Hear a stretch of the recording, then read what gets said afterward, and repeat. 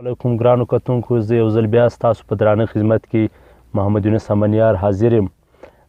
یوه کوچنۍ غزل عرض ده، ستاسو درانه خدمت یې حاضروم. امید لرم چې ستاسو د خوښې وړ به وګرځي.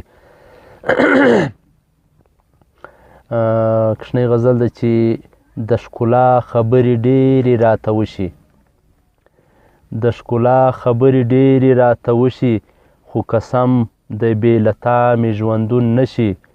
دلته هلته خلک ډېر دي بدګمانه، دلته هلته خلک ډېر دي بدګمانه، ستا د مخه ولې بیا په پټه خوله شي.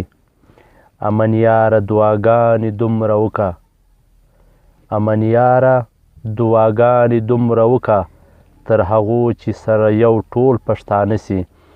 ګرانو کتونکو، زموږ د سیمې د زیارت چې کوم شاعران دي باید چې هغه له ما سره کنټیکټ وکړي، رابطه وکړي، چې د هغو یو څو ښکلې ویډیوګانې جوړې کړو او د نړۍ خلکو ته یې مخامخ کړو، له هغو سره یې د دوی مسافه وکړو او چې ګران کتونکي دا وویني چې د زیارت په سیمه کې څومره قدر او څومره شاعران دي او چې خلکو له یې ښکاره کړو او دوی موږ له د دې غزلو موږ پر غزلو باندې تفسیرې وکړي او چې د دوی شعرونه موږ خلکو له وړاندې کړو.